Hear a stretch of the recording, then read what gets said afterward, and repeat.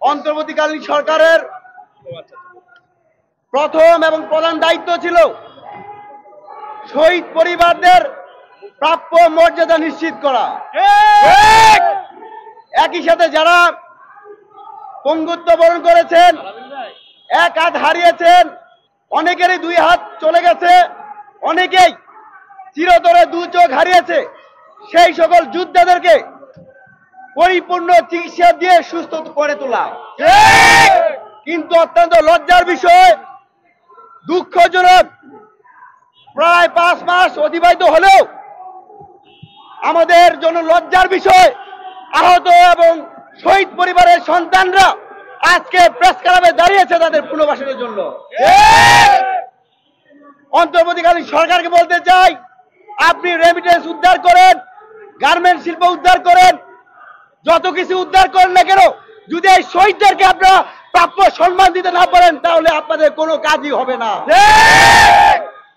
আমরা স্পষ্ট করে বলতে চাই, অনতিবিলম্বে দ্রুত সময়ের মধ্যে পুরো বাংলাদেশে আমরা শুনতে পেয়েছি এখন পর্যন্ত প্রায় 2000 অধিক শহীদ হয়েছে, কিন্তু আমরা জুলাই স্মৃতি ফাউন্ডেশন কিংবা স্বাস্থ্য মন্ত্রণালয়ের আন্ডারে জানতে পেরেছি মাত্র 800+ কিছু শহীদের লিস্ট অন্তর্ভুক্ত হয়েছে।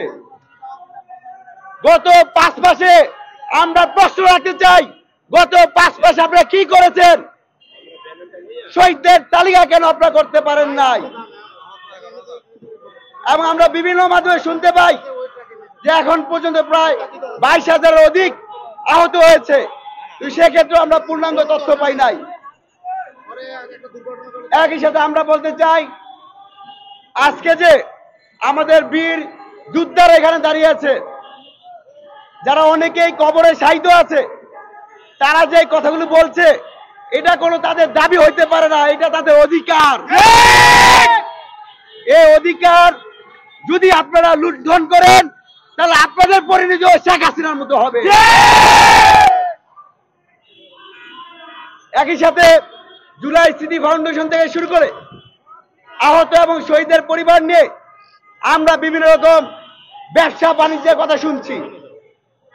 আমরা স্পষ্ট করে বলতে চাই, আহতরা এবং শহীদেরা এই বাংলাদেশের জন্য সূর্য সন্তান, তাদেরকে নিয়ে কোন রকম ব্যবসা করতে আমরা দিব না।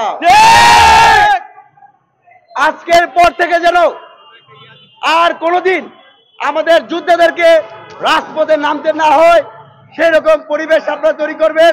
পাশাপাশি আমাদের আহত ভাইদের দৃষ্টি আকর্ষণ করে বলতে চাই, আপনাদের নামে অনেকেই গুন্ডামি করছে, অনেকেই আহত সেজে সাধারণ মানুষের উপর হামলা করছে, আপনারা তাদের প্রতি আপনারা সজাগ থাকবেন।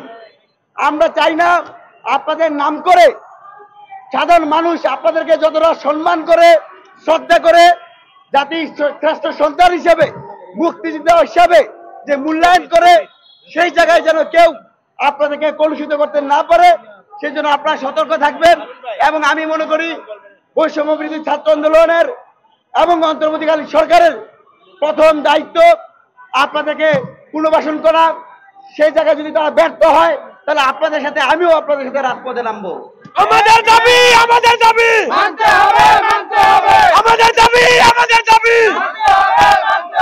আরেকটি কথা না বললেই নয়, এখানে অনেকেই আছে যারা বসে আছেন হুইল চেয়ারে, অনেকের এক হাত নাই, এক পা নাই। আমিও জুলাইয়ের 15 তারিখে ঢাকা বিশ্ববিদ্যালয়ে বিসি চত্বরে হামলার শিকার হয়েছিলাম। গণমাধ্যমে সংবাদ এসেছিল সমন্বয়ক নাজমুল হাসানের 18 ঘন্টা যাবৎ সেন্স নাই। আমি বুঝতে পারি, আমি হয়তো 5 দিন হসপিটালে ছিলাম, কিন্তু যাদের মেরুদণ্ড হাড় ভেঙে গেছে, যারা আর কোনোদিন এই বাংলাদেশের আলো বাতাস, তার মাকে দেখতে পাবে না, তার সন্তানকে দেখতে পারবে না, তাদের যে কষ্ট সেটা আহত ছাড়া এবং শহীদ পরিবার ছাড়া কেউ অনুধাবন করতে পারবে না। সুতরাং আপনাদের প্রতি আহ্বান থাকবে, আমাদের এই প্রজন্মের মুক্তিযোদ্ধাদেরকে হেনস্থা না করে তাদেরকে পরিপূর্ণ চিকিৎসার মাধ্যমে সুস্থ করে তুলুন। শহীদ পরিবারকে যেন যেখানে সেখানে মানে যে অমর্যাদার আমরা বিভিন্ন তথ্য পাচ্ছি, তাদের পরিবারগুলোকে পুনর্বাসন করুন, রাষ্ট্রীয়ভাবে তাদেরকে সম্মান দেন। সেই প্রত্যাশায় আমি আমার সংক্ষিপ্ত বক্তব্য শেষ করছি। ধন্যবাদ সবাইকে। আসসালামু আলাইকুম।